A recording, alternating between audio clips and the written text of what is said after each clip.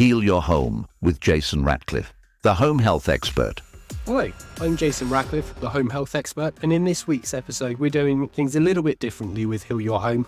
We've had such a huge volume of questions come in that we just don't feel we can answer on a week-to-week basis, just answering one question per episode. So we thought we'd do an episode specifically on answering some questions, so it's a little bit different. Heal your home with Jason Ratcliffe, the home health expert. We've got Dave from Newquay. He lives in a coastal environment. He lives in a 1950s property that's been converted.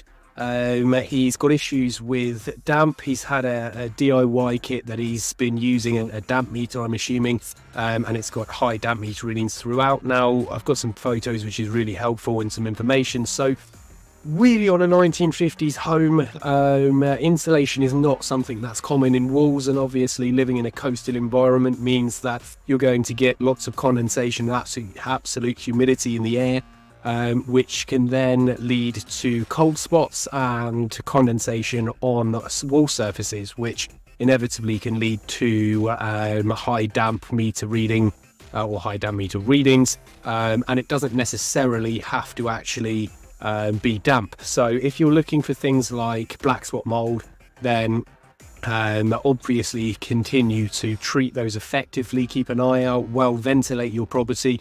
But also, if there's anything that's the external facade, for example, is blistering, blooming, if there's any way water can be getting in, if there's any blistering to the plaster or damp staining or blooming, that's an indication that you might have a more serious waterproof detailing issue.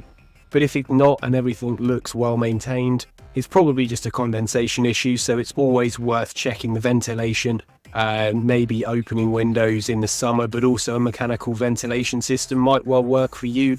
There are specific ones out there for flats and apartments that you don't necessarily need a roof void, but it's important to make sure that you put it in an area that is somewhere that is okay, such as a hallway or a landing, because they can generate some noise. So obviously being in a sitting room environment or a bedroom is not ideal.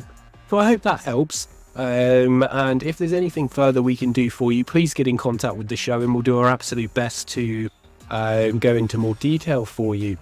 Heal your home with Jason Ratcliffe, the home health expert. We've got Claire in Truro, who's got a rodent infestation within her roof void. How serious is this? And what can I do about it? Well, that's a really good question. And a lot of older houses, I think your property is a period property, townhouse, a lot of older properties have rodent infestations. The main issues or the main evidence that you can see is typically damage to insulation on pipeworks and feces, so droppings. If you can see those and you could do your own bit of an inspection, you don't need to have a trained eye to identify these types of evidence. These are the early signs or the obvious signs, shall we say, of having a vermin infestation. If this is the case, then get a vermin specialist in that can then do a proper inspection and then obviously have a humane way of dealing with those rodents if possible. Now, if they're bats, then obviously this is a completely different scenario because they are most likely protected, so a bat specialist will be needed and they'll need to be looked at, potentially being rehomed if possible. So this is how to identify them, where to go, but also the effects. They can have health and safety issues, obviously, to well-being. They can chew through cables, become potential fire hazards, health and safety. Not to mention the general hygiene and bacteria and things like that they can generate in a home or bring into a home, and contaminants, etc. So it's really important to get this eradicated safely and humanely if possible, as soon as possible. Heal your home with Jason Ratcliffe, the home health expert. Now we've got Dale here in Exeter.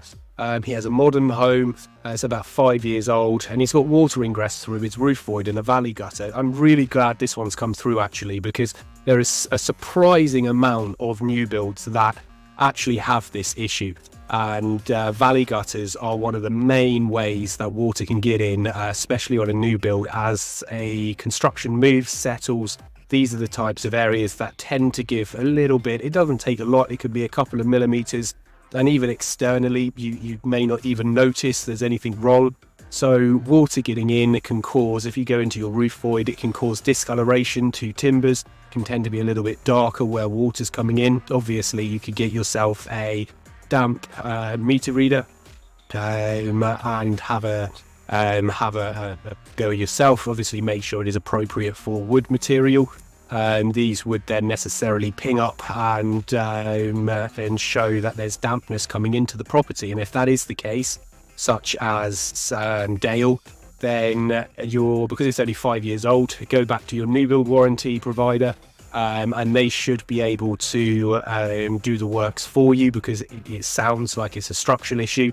And if it's been there for only 5 years, then obviously it hasn't been done correctly in the first place. So there may just be some minor remedial works. Hopefully it's not too intrusive for you, but if you still continue to get problems and you're not getting anywhere with your new build provider, please get back in contact and we can see what we can do to help. Heal your home with Jason Ratcliffe, the home health expert. So what is well-being really in your home? This is something that is really important, and what I want to get across within this podcast episode of Heal Your Home, because obviously we cover a lot of angles, a lot of content within well-being, but property well-being is more than just, has your property got damp, has your property got mold? It's more to do with the physical elements. Is it actually physically harming your health? Is it a health and safety hazard? How you can be aware of those things and what to do about it. Your mental health, is it giving you bad energy? Is it making you feel anxious, stressed, anxiety? Is it giving you poor sleep patterns? Is it causing burdens and not allowing you to re-energize? That can obviously have an effect and a link with physical well-being, but then also you have financial well-being. These things can cost a lot of money. Your household bills can go up, especially if your house is not adequately insulated and running correctly, and your heating, etc., is costing you a small fortune. So it's really important to make sure that your home, you understand the implications, but also the ramifications and what you can do about it, what the good things are about the saving money financially, within your home, upgrading and optimizing your thermal insulation, making sure your heating systems and your temperature controls are up to scratch and they're working for you and your family. But as well as that, you're then looking at the environmental well-being. So you're looking at how sustainable your house is. Have you got solar panels? Have you got ground source heat pumps? Have you got air source heat pumps? Are they working for you and your home? Is it as low carbon or have you got a smaller carbon footprint as possible? All of these things then link together. So this is property well-being in its entirety, and this is what the Heal Your Home podcast and the Home Health Expert brand is all about. It's about educating, it's about being there for advice and reliable advice, and having people on the show that really care about that and the general aspects of well-being. And I hope that we can then find more